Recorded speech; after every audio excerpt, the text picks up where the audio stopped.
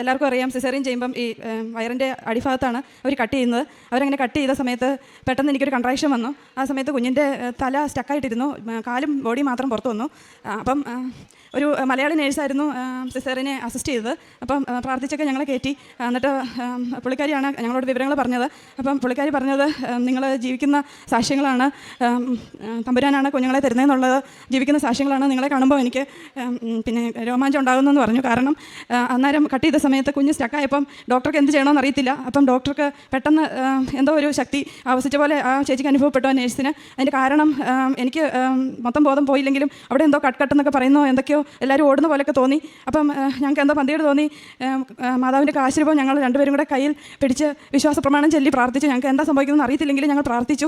അപ്പോൾ എന്നാ സംഭവിച്ചതെന്ന് ചോദിച്ചാൽ ഡോക്ടറിന് തോന്നി ആ യൂട്രസ് മുകളിലേക്ക് കട്ട് ചെയ്യണമെന്ന്. അങ്ങനെ ഡോക്ടർ എല്ലാ റിസ്ക്കും അങ്ങനെ കട്ട് ചെയ്താൽ കുഞ്ഞിനെ ഒന്നുകിൽ മുറിവ് സംഭവിക്കും, അല്ലെങ്കിൽ അമ്മയ്ക്ക് ബ്ലീഡിങ് ഉണ്ടാകും. ഈ രണ്ട് റിസ്ക്കുകളുള്ളപ്പം ഒരു ഡോക്ടേഴ്സും അത് ചെയ്യാനായിട്ട് ധൈര്യപ്പെടത്തില്ല. പക്ഷേ ആ ഡോക്ടറിന് എന്തോ ഒരു ധൈര്യം വന്നു.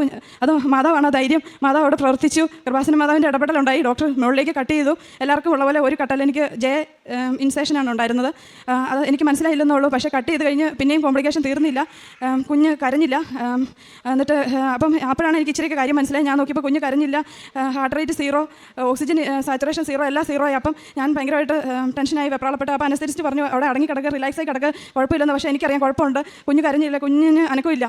അപ്പം ഞാൻ പറഞ്ഞു നമുക്ക് നന്മ പറഞ്ഞു പറയുമ്പോൾ ചൊല്ലാം. സ്റ്റിൽ ഞങ്ങളുടെ കാശിരൂപം കയ്യിലുണ്ട്. ഓരോ നന്മ പറഞ്ഞു പറയുമ്പോൾ ചൊല്ലുമ്പോൾ അവളുടെ ഹാർട്ട് റേറ്റ് 1, 2, 3, 4 അങ്ങനെ 10 ആയി. അടുത്ത നന്മ പറഞ്ഞു പറയുമ്പോൾ 20 ആയി, 40 ആയി, 60 ആയി. അങ്ങനെ മുകളിലേക്ക് കയറിപ്പോയി. 0 ആയിരുന്ന സാച്ചുറേഷനും അതുപോലെ തന്നെ 20, 40, 60 അങ്ങനെ കയറി. അങ്ങനെ ഞങ്ങൾക്ക് കുഞ്ഞ് കരഞ്ഞു, ടീമൊക്കെ വന്നു, എല്ലാം ഓക്കെ ആയി. അങ്ങനെ ഞങ്ങൾക്ക് കുഞ്ഞിനെ ജീവനോടെ കിട്ടി. അമ്മയുടെ മധ്യസ്ഥത്താൽ അമ്മ ഇറങ്ങി പ്രവർത്തിച്ചു. എന്നിട്ടും തീർന്നില്ല കോംപ്ലിക്കേഷൻസ്.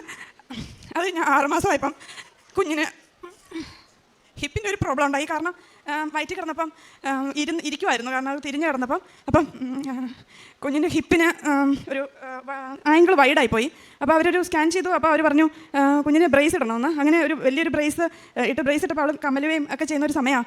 അപ്പോൾ ആ സമയത്ത് ബ്രേസ് ഇട്ടപ്പം ഞങ്ങൾക്ക് എടുക്കാൻ പറ്റുന്നില്ല, അവൾക്ക് അനങ്ങാൻ പറ്റുന്നില്ല. അപ്പോൾ കുഞ്ഞ് ഭയങ്കര കരച്ചില്ല, എനിക്കൊന്നും ചെയ്യാൻ പറ്റുന്നില്ല. അങ്ങനെയായി. അപ്പോൾ ഞാൻ മാതാവിനോട് കരഞ്ഞ് പ്രാർത്ഥിച്ച് ഞാൻ ആ ബ്രേസ് ഇടുന്നില്ലെന്ന് തീരുമാനിച്ചു. അപ്പോഴാണ് ജോസഫ് അച്ഛൻ്റെ ഗൂഗിൾ മീറ്റ് നടക്കുന്ന സമയം. അപ്പോൾ ഞാൻ ഗൂഗിൾ മീറ്റിൽ എനിക്ക് കയറാനൊന്നും അറിയത്തില്ല. പക്ഷേ ഞാൻ എവിടെ നിന്നൊക്കെ കോഡൊക്കെ കണ്ടുപിടിച്ച് ചാടി അത് കയറിയപ്പോൾ കുഞ്ഞ് എൻ്റെ കയ്യിലുണ്ട്. അപ്പോൾ അച്ഛൻ എന്നോട് അപ്പോൾ ജോമോൾ എന്നെ വിളിച്ചു. എന്നിട്ട് സംസാരിക്കാൻ പറഞ്ഞു. കുഞ്ഞ് കയ്യിരിക്കുന്ന കണ്ട് എന്ത് പറ്റിയെന്ന് ചോദിച്ചു. അപ്പോൾ അച്ഛൻ പറഞ്ഞു എൻ്റെ ഇന്നത്തെ വർഷത്തെ പൗരോഹിത്യത്തിൻ്റെ ഇതിൽ ഞാൻ പ്രാർത്ഥിക്കുകയാണ്, വിശ്വാസപ്രമാണം ചൊല്ലി പ്രാർത്ഥിച്ചോ കുഞ്ഞ് സുഖപ്പെടുമെന്ന്. ഞാൻ വളരെ വിശ്വസിച്ച് അച്ഛൻ്റെ കൂടെ ഞാൻ വിശ്വാസപ്രമാണം ഉറക്കെ ചൊല്ലി. അത് കഴിഞ്ഞ് ഞങ്ങൾ പിറ്റേ ദിവസം പോയി സ്കാൻ ചെയ്തപ്പം കുഞ്ഞിൻ്റെ ഹിപ്പ് നോർമലായി.